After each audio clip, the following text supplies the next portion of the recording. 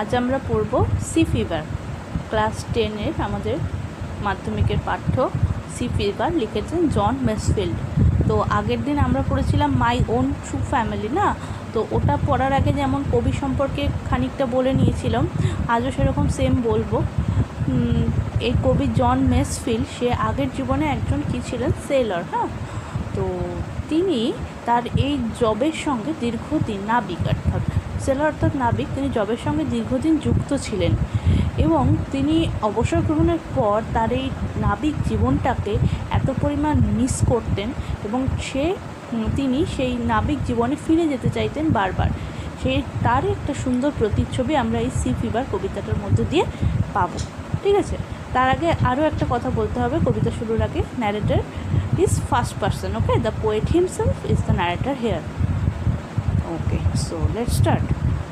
I must go down to the seas again, to the lonely sea and the sky, and all I ask is a tall ship and a stir to tear her by. তো কি, I must go down, আমাকে যেতে হবেই। কোথায়? To the seas again, সমুদ্রে। To the lonely sea and the sky, সেই সমুদ্রটা কি হবে? লোনলি, এবং দ্য স্কাই, আকাশ, আকাশটাও যেন লোনলি, অর্থাৎ নির্জন সমুদ্র আকাশের সাথে। এখানে একটা কথা মনে রাখতে হবে, lonely sea is here personified. Okay, কোনো জড় বস্তু যখন সজীব সত্তার সঙ্গে তুলনা করা হয় তখন সেক্ষেত্রে ইংলিশের লিটারেচারে তাকে বলা হয় পার্সনিফিকেশন। হ্যাঁ, তো sea is here personified the lonely sea, নির্জন সমুদ্র, সেখানে কবি ছাড়া আর কেউ থাকবে না। কবি এটাই বলতে চাইছে।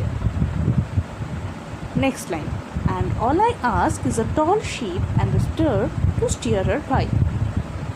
এবং আমি all I ask, that means আমি শুধুমাত্র এইটাই চাইবো, সেটা কি? আমার চাহিদা খুব সামান্য। ইজ আ টল শিপ, একটা বড় লম্বা জাহাজ, and star to steer her by, এবং একটা মাত্র তারা যেটা তাকে স্টিয়ার, সঠিক দিকে নির্বাচন করে দেবে, সঠিক দিকে পরিচালিত করবে। অল আই আস্ক, আমার চাহিদা খুবই সামান্য, সেটা কি? একটা লম্বা জাহাজ। এবার লম্বা জাহাজ তো আর অ্যাকচুয়ালি সেভাবে হয় না, টলটা সেভাবে এখানে বিগ হিসেবে ইউজ হয়েছে। হ্যাঁ, একটা বড় জাহাজ চাইছে। আর আগেকার দিনে আমরা জানি যখন কম্পাস আবিষ্কার হয়নি তখন একমাত্র মেঘমুক্ত আকাশে একটা তারার সাহায্যে দিক নির্ণয় হতো। তো সে কবি সেটাই তার পরের লাইনে বলছেন, and all I ask is a tall ship and the star to steer her by. একটা বড় জাহাজ এবং একটা তারা, সে শুধুমাত্র এটাই চান যেটা তাকে সঠিক দিকে পরিচালিত করবে। Kick and the wind song and the white sails shaking and the grey mist on the sea's face and the grey dawn breaking. Okay, and the wheels kick. Wheel তো আমরা জানি চাকা। দেখো এখানে সমুদ্র যখন অশান্ত থাকে তখন আমরা যদি হুইলটা যে ধরে থাকে নাবিক, তখন সে চেষ্টা করলেও সেই চাকাটাকে মানে স্রোতের বিরুদ্ধে নিয়ে যেতে পারে না, চাকাটাকে ঘোরাতে চায় না, তখন সেক্ষেত্রে তার একটা বাধা সৃষ্টি হয়। হ্যাঁ, এখানে তুলনাটা অনেকটা আবার আমাদের লাইফের সাথেও করেছেন কবি। যেমন আমাদের জীবনে অনেক সময় নানা রকম বাধা থাকে, আমরা সামনের দিকে এগোতে চাইলেও এগোতে পারি না, তো সেক্ষেত্রেও একটা তুলনা আসে। অ্যান্ড দ্য উইন্ড সং, হ্যাঁ, wind song is here metaphor. হ্যাঁ, বাতাস যখন বয় তখন একটা শো শো আওয়াজ হয়, সেই শো শো আওয়াজটাকেই বাতাসের গান বলছে, এবং এটা কি হিসেবে বললাম, এর গ্রামাটিক্যাল নেম হচ্ছে মেটাফোর। অ্যান্ড দ্য উইন্ডস কং and the white sails shaking. হ্যাঁ, এবং যখন সমুদ্র অশান্ত তখন হোয়াইট সেল, সাদা যে পাল সমুদ্রের, সেটা প্রচণ্ড ঝড়ে কাঁপে। দেখো এখানে খুব সেন্সেশন ইউজ হয়েছে। হ্যাঁ, কবিতা he touches his senses, eyes for watch, হ্যাঁ, and ears for hear and all other sensory organs. হ্যাঁ, আমি বলছি, নেক্সট লাইনটা পড়ে নিই। And a grey mist on the sea's face and a grey dawn breaking. And a grey mist আমরা জানি কুয়াশা। দেখো গ্রে মিস্ট, অ্যাকচুয়ালি উনি বলতে চাইছেন the sea is not always happy, বা বলা যেতে পারে ইজ নট অলওয়েজ টিমিড, হ্যাঁ, শান্ত থাকে না সমুদ্র কখনো। সামটাইমস ইট বিকামস স্ট্রমি, সমুদ্র অশান্ত হয়। তখন মানে ধূসর কুয়াশা যেন সমুদ্রকে যখন গ্রাস করে on a sea's face is also here grammatical name is here personification. সমুদ্রের মুখ, সমুদ্রের যে ওপরের তলটা সেটা সমুদ্রের মুখ হিসেবে তুলনা করা হয়েছে, যে সমুদ্রের মুখের উপর একটা ধূসর কুয়াশা এবং কি হচ্ছে আন্ডার গ্রে ডন ব্রেকিং, ধীরে ধীরে ভোর হচ্ছে। যে ধূসর সমুদ্রে ধূসর কুয়াশায় যেন যখন এগিয়ে যাওয়ার চেষ্টা চলছে তখন ধীরে ধীরে ভোর হচ্ছে। জাস্ট লাইক আওয়ার লাইফ, যখন আমরা আমাদের বিভিন্ন প্রতিকূলতাকে অতিক্রম করে আমরা এগিয়ে যাই তখন আমরা নতুন খুশি বা আনন্দের দিকে এগিয়ে যাই, ঠিক তেমনই এখানে কবি বলতে চেয়েছেন যে অনেক প্রতিকূলতা সত্ত্বেও যেন সে এগিয়ে যেতে চাইছে। মানে উনি ভীষণভাবে তার এই সমুদ্র যাত্রাটাকে মিস করছে। হ্যাঁ, এখানে দেখা যে ওয়াচ, হ্যাঁ, সেই সেন্সেশনটা এখানে ইউজ হয়েছে যে রিডার সে নিজেকে ভাববে যে হি অর শি হেয়ার সে এখানে একটা চাকা ধরে আছে এবং সে ওই ঝড় বাতাসময় সমুদ্রের মধ্যে দিয়ে যাচ্ছে, রিডার এখানে দেখতে পারে। তো এখানে যে সেন্সেশনটা ইউজ হয়েছে সেটা হচ্ছে দেখা। হ্যাঁ, সেই দেখার সেন্সটা এখানে ইউজ হয়েছে। ওকে, আমি নেক্সট স্ট্যান্জাটায় যাচ্ছি। I must go down to the seas again, for the call of running tide is a wild call and a clear call that may not be denied. আবার দেখো, I must go down to the seas again, সেই first লাইনেও কিন্তু first লাইনেও এই একই line ছিল, and this is repetition. Second স্ট্যান্জায় সেই রিপিটেশনটা হয়েছে।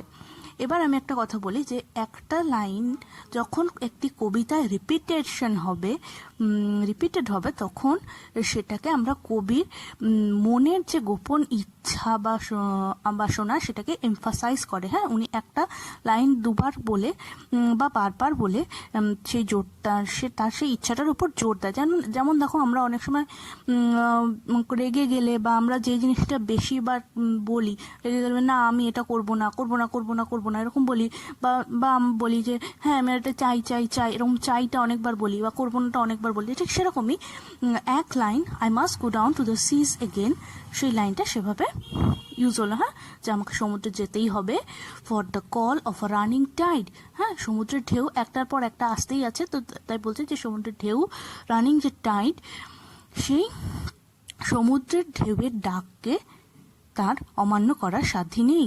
Is a wild call and a clear call, এবং সেই কলটা এতটাই স্পষ্ট এবং ওয়াইল্ড বর্ণ that may not be denied, যেটা কবিকে হিপনোটাইজ করে দিচ্ছে, মানে বশীভূত করে দিচ্ছে, যে তিনি ওটা ডিনাই করতে পারছেন না। And all I ask is a Windy day with the white clouds flying and the flung spray and the blown spume and the seagulls crying and all I ask। এবার দেখো আবার কবি সেই all I ask, হ্যাঁ, repetition.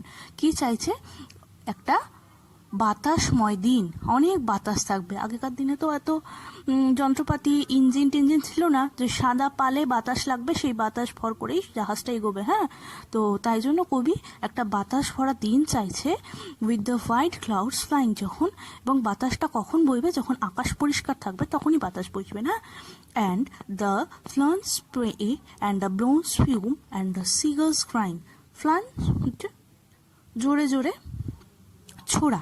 দেখো আমি বলি, স্পিউম মানে আমরা জানি ফেনা। হ্যাঁ, মানে যদি সমুদ্রে যখন খুব ঝড় বৃষ্টি হচ্ছে বা সমুদ্রের ঢেউটা প্রবলভাবে যখন পাটাতনটাকে হিট করে, তখন সেই জায়গাটায় যদি কেউ দাঁড়িয়ে থাকে তো জলের বা ফেনাটা তার কাছে ছিটকে আসে। তো সেরকমই উনি বলতে চাইছে ফেনাটা যেন স্প্রের মতো ছিটকে আসছে। And the seagulls crying, seagull আমরা জানি এক প্রকার সামুদ্রিক পাখি। Actually seagulls are not crying here. মানে সিগালের যে ডাকটা, সেই ডাকটাকেই, যে সিগালের যে ডাক, সেই সিগাল পাখির ডাকটাকেই এখানে ক্রাইং হিসেবে তুলনা করা হয়েছে। হ্যাঁ, সো দেখো এখানে যে সেন্সেশনটা ইউজ হয়েছে দ্যাট ইজ টাচ বা স্পর্শ। এই যে ফেনাটা বা জলের ঝাপটাটা, ঢেউয়ের ফেনাটা যখন কবিকে টাচ করছে কবিকে বা আমাদেরকে টাচ করছে রিডারকে, তো সেই টাচ হচ্ছে সেই স্পর্শানুভূতি এখানে ইউজ হয়েছে। হ্যাঁ, সো এখানে মানে রিডার এখানে ভাবছে যে what are the things that I am going to face on a sea voyage. Okay, so let's continue on the third stanza. I must go down to the seas again to the vagrant gypsy life. Abar repetition of the first stanza. I must go down to the seas again. Same clause. Okay. To the vagrant gypsy style. যাযাবর জিপসিদের জীবন উনি চাইছেন। To the girl's way and the whale's way. Girl, seagull আমরা জানি। এখানে কবি কি বলছেন, তার যে ফ্রিডম মানে উনি যখন নাবিক ছিলেন তার বিশেষ একটা ফ্রিডম ছিল, সেই ফ্রিডমটাকে উনি ফিরে দিতে চাইছেন। যে সিগাল পাখি যখন সমুদ্রের যে কোনো দিকেই উড়ে যেতে পারে, অ্যান্ড হোয়েল মানে তিমি আমরা জানি গোটা সমুদ্রটাই তার বাসস্থান, সে গোটা সমুদ্রের যে কোনো দিকে যেতে পারে, just like a seagull or a whale. The poet also wants to roam the sea, roam about. Okay, but the winds like a whetted knife. তো whetted আমরা হচ্ছে জানি শার্পেন্ড, ধারালো ছুরির মতো হাওয়াটা যেখানে তাকে বিঁধবে। মানে সবসময় যে সুন্দর পরিবেশ হবে তা নয়, উনি সেরকম পরিবেশও যেতে চান যেখানে খুব ঠান্ডা হাওয়া ধারালো ছুরির মতো তাকে স্পর্শ করবে বা বিঁধবে। And all I ask is a merry yearn from a laughing fellow rover, and a quiet sleep and a sweet dream when the long trek's over. তো কি, and all I ask is a merry yearn এবং yearn উনি কি চান, একটা Mary আমরা জানি আনন্দের একটা গল্প চাই। ইয়ার্ন হচ্ছে টেল, হ্যাঁ গল্প। ফ্রম আ লাফিং ফেলো রোভার মানে যে ফেলো রোভার মানে উনি চাইছেন যে ওনার সমুদ্রযাত্রায় ওনার মতোই আরও একজন ফেলো রোভার উনি পাবেন, হ্যাঁ মানে সমুদ্রযাত্রী, এবং সে তার রহস্যময় গল্পের মাধ্যমে সে তার সাথে সময় অতিবাহিত করবে। এবং তিনি কি চাইছে যে এরকম একজন ফেলো রোভার যে শুধুমাত্র তাকে খুশির গল্প বলবে। And quiet sleep and a sweet dream when the long tricks over, এবং কি কোয়াইট স্লিপ শান্তির ঘুম, অ্যান্ড সুইট ড্রিম সুন্দর স্বপ্ন, when the long tricks over. হ্যাঁ, এবার tricks, this is important. Tricks এর দুটো মানে আছে। ট্রিক্স একটা আমরা বলতে পারি জার্নি হিসেবে, হ্যাঁ যখন এই সমুদ্রযাত্রা শেষ হয়ে যাবে তখন কবি একটা শান্তির ঘুম আর একটা সুন্দর স্বপ্ন, মিষ্টি স্বপ্ন চায়। আবার এভাবেও ট্রিক্সটা বলা যেতে পারে যে এই যে এটা একটু বলে রাখি তোমাদের জানার প্রসঙ্গে, সিগনিফিকেন্স আসলে তোমরা লিখতে পারো যে ট্রিক অ্যাকচুয়ালি যারা থাকে সমুদ্রের যে হুইলটা ধরে চাকাটা ধরে তাকে 4 আওয়ার্স ডিউটি করতে হয়, ঠিক আছে। 4 আওয়ার্স ডিউটি করার পর ওরা আবার 8 আওয়ার্স ডিউটি করে না, তারপর আবার 4 আওয়ার্স করে ডিউটি, ঠিক আছে। এভাবে ওদের এটাকেও ট্রিক বলা যেতে পারে। আরও একটা এর সিগনিফিকেন্স আছে যে when the long treks over, এটা বলা যেতে পারে after death, life after death. মানে যখন তার জার্নি শেষ, তার মৃত্যু সজ্জায় তিনি এত সুন্দর তিনি সমুদ্র যাত্রা করেছেন, তাই তার মৃত্যু সজ্জায় তিনি যেন শান্তির ঘুম ঘুমাতে পারেন এবং সুন্দর স্বপ্ন দেখতে পারেন। সো এই ছিল আমাদের সি ফিভার জন ম্যাসফিল্ডের। তো আমরা কবিতা পড়ার সময় আমরা বুঝে গেছি হয়তো যে এটা একটা লিরিক্যাল পোয়েম, হ্যাঁ যে কবিতার ফার্স্ট লাইনের সঙ্গে দেখবে সেকেন্ড লাইনের মিল, স্কাই বাই থার্ড লাইনের সঙ্গে ফোর্থ লাইনের মিল, হ্যাঁ এটাকে বলে হচ্ছে হেপ্টামিটার। তো ঠিক আছে, সি ফিভার জন ম্যাসফিল্ড এটা আমরা আজকে পড়লাম। তোমরা এক্সারসাইজগুলো অবশ্যই করবে।